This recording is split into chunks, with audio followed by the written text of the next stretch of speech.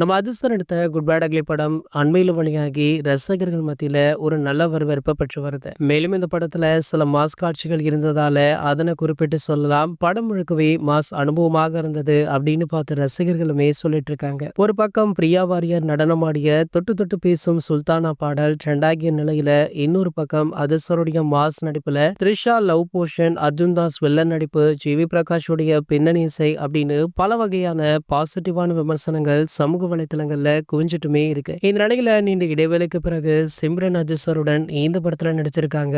வாலி, அவள் வருவாளா, உன்னை கொடு என்னை தருவேன் உள்ளிட்ட படங்கள்ல முன்னாடி அஜிசருடன் இணைந்து நடிச்சிருப்பாங்க. இப்போது குட் பேட் அக்லி படத்துல நடித்த அனுபவம் குறித்து தன்னுடைய இன்ஸ்டாகிராம்ல ஒரு சில பதிவுகளை போட்டு ஏகேவர்களை புகழ்ந்து தள்ளியும் இருக்காங்க. சோ படம் ரிலீஸ் ஆகி கிட்டத்தட்ட 2 நாட்களுக்கு மேல ஆகிவிட்டது. படத்துடைய வசூல் பற்றி தான் தற்போது சோசியல் மீடியாக்கள்ல தகவலுமே போயிட்டு இருக்கு. இந்த நிலையில முதல் நாள்ல மட்டுமே 30 கோடி தமிழகத்துல வசூலாகி உள்ள இந்த படம் 2 நாள் முடிவுல கிட்டத்தட்ட 350 கோடிகளுக்கு மேல வசூலாகி உள்ளதாக தகவலுமே கிடைச்சிருக்கு. சரி, ஓகே, உங்களை யாரெல்லாம் குட் பேட் அக்லி படம் பாத்தீங்க அப்படின்றத கீழே உள்ள கமெண்ட் செக்ஷன்ல கமெண்ட் பண்ணிட்டு நம்ம சேனலை மறக்காம சப்ஸ்கிரைப் பண்ணிக்கோங்க.